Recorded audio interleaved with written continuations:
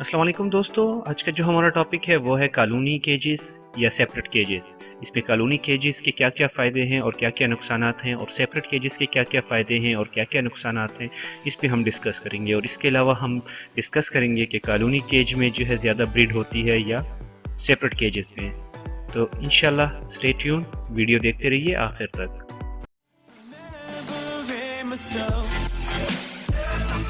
Take me right back to the start. अस्सलाम वालेकुम दोस्तों, मैं हूं बर्ज़ और आप देख रहे हैं बर्ज़ और चैनल। आपको बर्ज़ और चैनल में खुशामदीद कहता हूं। एक बार फिर मैं एक नई वीडियो के साथ आपकी खिदमत में हाजिर हूं, जिसका टॉपिक है कॉलोनी केज या सेपरेट केज। इसके फ़ायदे और नुकसानात दोनों पे सेपरेटली बात करेंगे, और इसके अलावा बात करेंगे कि किस चीज़ के अंदर जो है ब्रीड के क्या क्या फ़ायदे हैं और कहाँ पे ब्रीड जो है वो ज़्यादा बेहतर होगी। तो चलिए सबसे पहले चलते हैं कॉलोनी के जो फ़ायदे हैं उसकी तरफ चलते हैं। तो कॉलोनी का मतलब पहले सबसे पहले हम ये डिस्कस करेंगे मतलब क्या। कॉलोनी उस केज को कहते हैं, यानी कि एक बड़ा केज जिसके अंदर हम तमाम पेयर को छोड़ देते हैं और उसके अंदर मटकियाँ बॉक्सेस लगा देते हैं, और वो अपने बॉक्सेस के अंदर अपनी मटकियों के अंदर अपना अपना पेयर जो है वो उसमें ब्रीड करता है। तो उसको कॉलोनी कहते हैं, बड़े केज को जो है वो कॉलोनी कहते हैं। तो कॉलोनी के जो फ़ायदे हैं उसमें सबसे पहला फ़ायदा तो ये है कि हमें सबसे जो है वो वक्त जो है उसमें बहुत कम दरकार होता है उसकी खिदमत करने के लिए, अपनी बर्ड्स की खिदमत करने के लिए, उनको सीड डालने के लिए, उसकी सफाई करने के लिए। क्योंकि एक ही केज होता है, एक ही बर्तन होता है। अगर पानी रखना है तो वो भी एक ही बर्तन है, उसमें आराम से जाके बस एक बर्तन में पानी चेंज कर दें, बर्तन धो के उसको रख सकते हैं। अगर उसके सीड डालना है तो एक ही बर्तन में उसका सीड भी डाल के रख सकते हैं। सॉफ्ट फूड डालना है तो एक ही साथ सॉफ्ट फूड भी डाल सकते हैं। तो इसलिए जो वक्त है वो बहुत ही कम दरकार होता है, और बहुत ही आसानी के साथ जो है हम उसे मेंटेन कर सकते हैं। जो दूसरी चीज़ है वो है सीड का कम खर्च होना। यानी कि एक बर्तन है जिसके अंदर हम लोग जो है सीड डाल देते हैं, उसमें ज़ाया होने के चांसेस कम होते हैं। अगर नीचे भी गिर जाए तो ज़मीन से भी बर्ड्स जो हैं वो खाते हैं, क्योंकि पसंद करते हैं ज़मीन से खाना भी बर्ड्स। इसी तरह अगर सॉफ्ट फूड डालते हैं तो एक ही बर्तन में सॉफ्ट फूड डाल दिया, जिसकी वजह से अगर ज़ाया होता है तो एक ही बार थोड़ा सा ज़ाया हो जाएगा, बाकी जितने भी बर्ड्स हैं वो तकरीबन खा ही लेते हैं। तो इसलिए जो है सीड जो है वो कम ख़र्चा होता है। दूसरा ये कि कॉलोनी बनाने में भी कम ख़र्चा होता है बनस्बत सेपरेट केजेस की, क्योंकि सेपरेट केजेस आपको बहुत ज़्यादा पैसों में मिलते हैं। अगर आप उसको कंपेयर करें कॉलोनी में, अगर आप फॉर एग्ज़ाम्पल आप अगर 6 पेयर के लिए या 8 पेयर के लिए एक केज ख़रीदते हैं तो आपको 7,000 से लेकर 8,000 तक जो है वो पड़ जाता है। मगर अगर आप कॉलोनी केज बनाते हैं उसी से, तो उसमें आप 15-20 पेयर जो है एक साथ रख सकते हैं। तो इसलिए इसके ऊपर जो है वो ख़र्चा जो है वो कम है।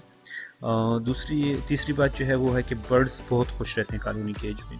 कॉलोनी केज में बर्ड्स इसलिए खुश रहते हैं क्योंकि एक तो उनको माहौल ऐसा मिला होता है, जो यानी कि बहुत सारे परिंदे एक साथ होते हैं, जो एक नेचुरल टाइप का होता है। और जितने ज़्यादा बर्ड होंगे उतनी बड़ी कॉलोनी आपको बनानी पड़ेगी, तो उसमें जो है वो फ्लाइंग वगैरह करते हैं, एक साथ रहते हैं, एक साथ खाते हैं। तो इस वजह से वो खुश रहते हैं, यानी कि उनको एक अपना नेचुरल जैसा वो फील होता है। इसके अलावा चौथा जो पॉइंट है वो है कि फ्लाइंग कर सकते हैं। जब बर्ड फ्लाइंग करते हैं अपने कॉलोनी केज में तो उनको एक तो ये कि चर्बी वगैरह नहीं होती, उनको चर्बी ना होने की वजह से कई बीमारियां ऐसी हैं जो कि नहीं होती, जैसे कि फॉर एग्जांपल ऐसे बर्ड होते हैं जो अंडे नहीं देते चर्बी की वजह से। तो यानी कि चर्बी नहीं होगी तो वो भी नहीं होगा। उसके अलावा जो हार्ट अटैक हो गया बर्ड्स का तो वो नहीं होगा, उसके चांसेस बहुत कम हो जाएंगे। और बर्ड जो है वो एक्टिव रहेंगे, जितना ज़्यादा फ्लाइंग करेंगे उतना जो है वो बेहतर रहते हैं। इसके अलावा जो है बर्ड अपनी पसंद के जोड़े बना लेते हैं, जो कि बहुत बेहतर है। यानी कि जिस तरह लव मैरिज करते हैं इसी तरह लव मैरिज हो जाती है उनकी, तो अपनी पसंद के जोड़े बना लेते हैं, जो कि बहुत बेहतर सिस्टम है। और अपनी पसंद का जो जोड़ा होता है वो बहुत टाइम तक चलता भी है, और वो उसकी जो ब्रीड होती है वो बनिस्बत दूसरे जोड़े की जो हम खुद बनवाते हैं तो उससे ज़्यादा वो ब्रीड करते हैं। तो ये हो गए फ़ायदे कॉलोनी के। अब चलते हैं नुकसानात की तरफ कि कॉलोनी के क्या-क्या नुकसानात हैं। कॉलोनी के फ़ायदों को अगर देखा जाए तो फ़ायदे कम हैं और नुकसानात ज़्यादा हैं। सबसे पहला नुकसान तो ये होता है कि बाज़ औक़ात हम लोग चाहते हैं कि हम लोग रेड आइस के साथ रेड आइस लगा दें, फ़ैलो के साथ फ़ैलो लगा लें, या दूसरे कुछ ऐसे पेयर जो यानी कि अपनी मर्ज़ी से अगर हम किसी पेयर को बनाना चाहते हैं, उसका रिज़ल्ट देखना चाहते हैं, या फिर उसका अच्छे रिज़ल्ट के लिए एक डिफरेंट कलर्स के या डिफरेंट म्यूटेशन को जो है एक साथ जोड़ना चाहते हैं, तो कॉलोनी में हम ये नहीं कर सकते। क्योंकि कॉलोनी में जितने भी बर्ड्स होते हैं वो बिल्कुल फ्री होते हैं, उनको एक फ्रीडम मिली होती है अपनी पसंद के जोड़े बनाने के लिए। वो अपनी मर्ज़ी से जोड़े बनाते हैं। हमारी मर्ज़ी से जो जोड़े बनाने के लिए वो हम लोग नहीं कर सकते। तो यानी कि हमारी पसंद उसमें नहीं चल सकती। तो कॉलोनी का एक ये नुकसान हो गया। दूसरा ये नुकसान है कि कॉलोनी में मेल स्पेशली फ़ीमेलें जो हैं ये बहुत ज़्यादा लड़ती हैं, आपस में लड़ाइयाँ होती हैं। स्पेशली जब आप मटकियाँ लगाते हैं, सबसे पहले तो मटकियों के ऊपर लड़ाई होती है, या बॉक्सेस लगाते हैं तो उसके ऊपर लड़ाई होती है। हर एक जो है अपने पसंद की मटकी या बॉक्स जो है वो चुनने की कोशिश करती है। और उसके अलावा अगर एक मटकी में एक ने अंडे दिए हुए हैं और दूसरी को अगर वो पसंद आ गई, तो उस मटकी के ऊपर लड़ाइयाँ हो जाती हैं, अंडे गिरा देते हैं, बच्चों को जो है वो मार देते हैं। तो ये एक कॉलोनी के लिए एक नॉर्मल सी चीज़ है जो लड़ाई वगैरह होना। इसके अलावा बच्चों को मार देती हैं। कुछ बच्चे ऐसे होते हैं जो कि नीचे गिर जाते हैं अपनी केज में से या अपनी बॉक्स में से, जब नीचे उतर आते हैं यानी कि फ़्लाइंग के काबिल हो जाते हैं, मगर अभी तक कम्प्लीटली वो फ़्लाइंग नहीं कर सकते और अभी तक कम्प्लीटली सेल्फ नहीं हुए होते, तो उसको अक्सर जो है वो दूसरे बर्ड जो हैं वो उसको मार देते हैं। तो ये एक बहुत बड़ा नुकसान है कॉलोनी में, ज़ाया बहुत ज़्यादा हो जाते हैं बच्चे। बाज़ औक़ात ऐसा होता है कि एक नर के साथ दो फीमेलें जो हैं वो जुड़ी होती हैं, उन्होंने पेयरिंग की होती है, यहाँ तक कि वो अंडे भी दे देती हैं, बच्चे भी निकाल लेती हैं। मगर प्रॉब्लम ये होती है कि क्योंकि माँ के लिए बहुत मुश्किल होता है एक अकेले यानी बच्चों को पालना, और अगर उसके साथ जो मेल होता है अगर वो उसके साथ दो खानों में या दो बॉक्सेस में फीमेलें हों और उनके बच्चे हों, तो उसके लिए भी बहुत मुश्किल होता है, क्योंकि जो मेल होता है वो फीमेल को फीड करता है स्टार्टिंग में, और फिर उसके बाद जो है वो फीमेल बच्चों को फीड करती है।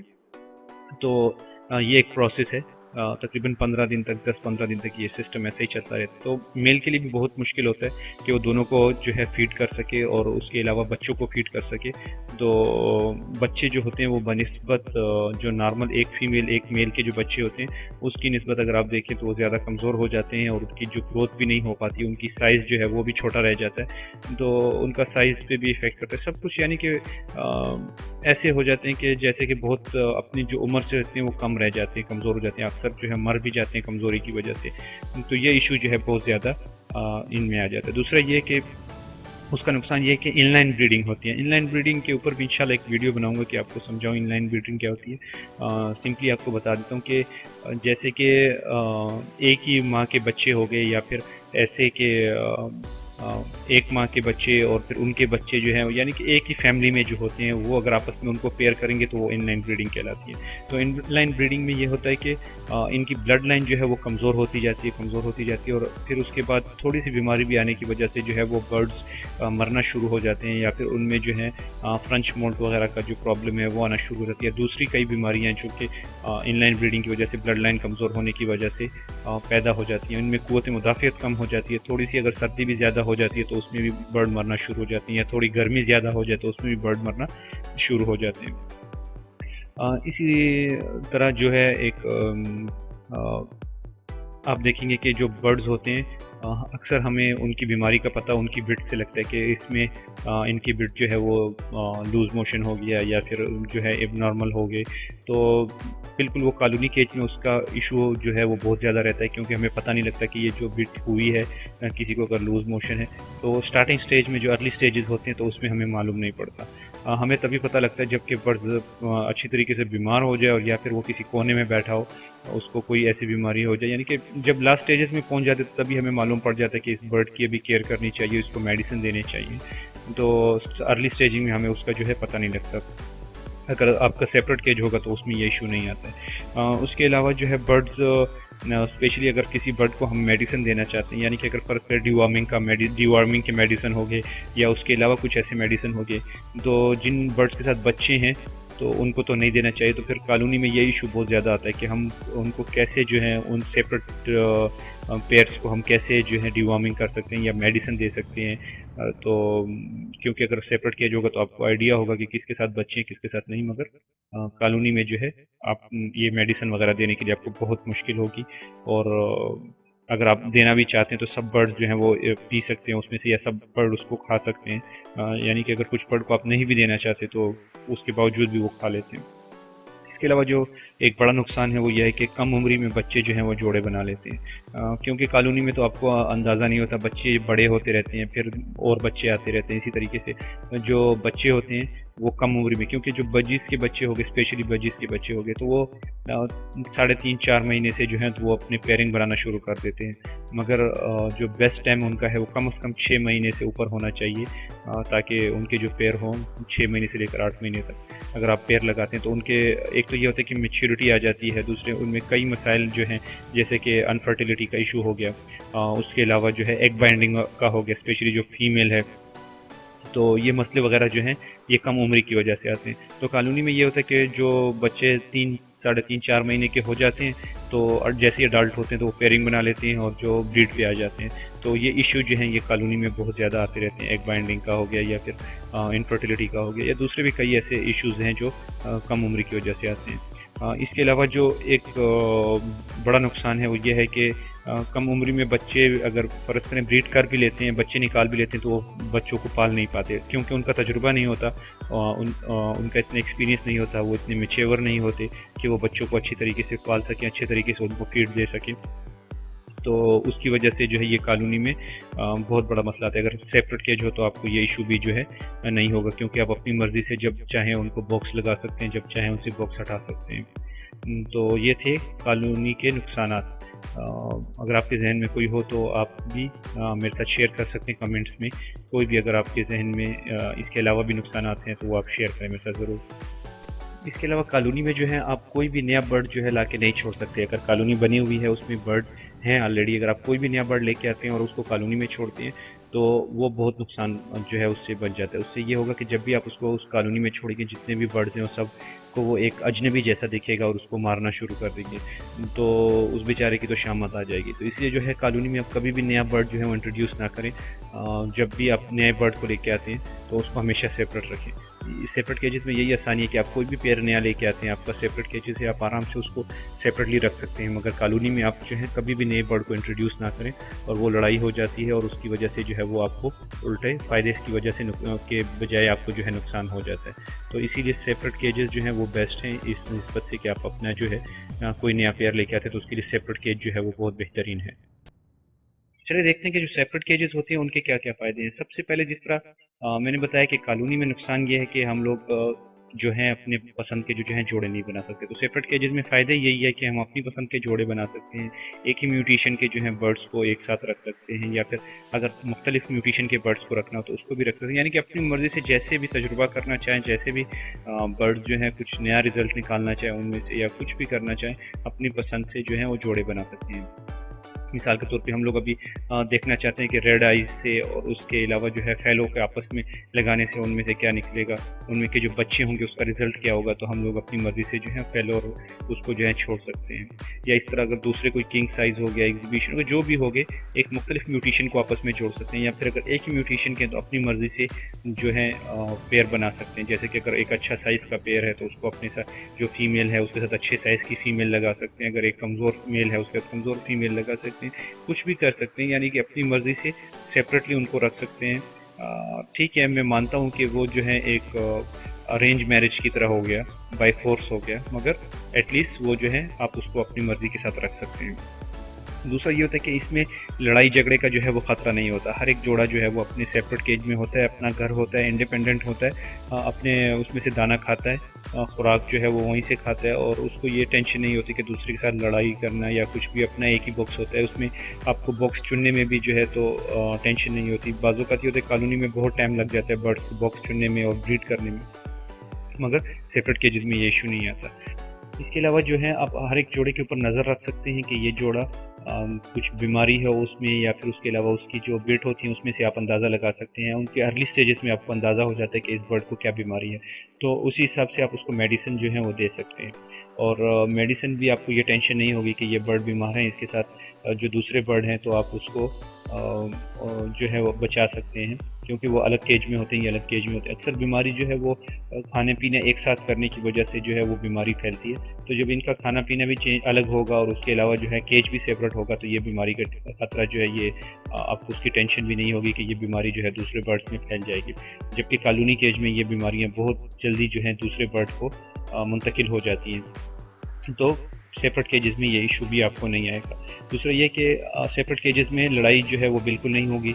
उसमें से अंडे जो हैं वो नहीं टूटेंगे लड़ाई की वजह से, या मटकियों के ऊपर जो लड़ाई होती है, या उसमें से जो बच्चे स्पेशली जब गिर जाते हैं अपने उसमें से बॉक्स से उतर आते हैं, तो ये लड़ाइयाँ नहीं होगी। बॉक्स में से बच्चे जब उतरेंगे भी तो उसके अपने माँ बाप होंगे, तो उनकी हिफाजत करेंगे। और दूसरे कोई ऐसा नहीं होगा जो उनको नुकसान पहुंचा दे। आप अपनी मर्ज़ी से जब देख लें कि बच्चे बड़े हो गए तो आप उनको सेपरेट कर सकते हैं, बआसानी सेपरेट कर सकते हैं। दूसरा, फिर उसको आप एक सेपरेट केज में आप रख सकते हैं, तमाम बच्चों को एक साथ भी रख सकते हैं। जब उनकी उम्र ब्रीड के काबिल हो जाए तो फिर आप उनके लिए जो है सेपरेट केज जो है लगा के उसके अंदर सेपरेट बॉक्स या मटकी जो भी आप लगाते हैं तो आप उसके अंदर लगा सकते हैं। तो आपको जिस तरह मैंने बताया कि कम उम्री जो है उसकी पेयरिंग जो है वो उसका इशू भी आपको नहीं रहेगा कि एग बाइंडिंग वगैरह। ठीक है, सेपरेट केजेस में एग बाइंडिंग का मसला भी आता है क्योंकि फ्लाइंग नहीं होती, मगर आपको वो मसला नहीं होगा कि जो कम उम्री में जो है उनकी शादी जिस तरह कर देते हैं, तो वो मसला आपको नहीं आएगा।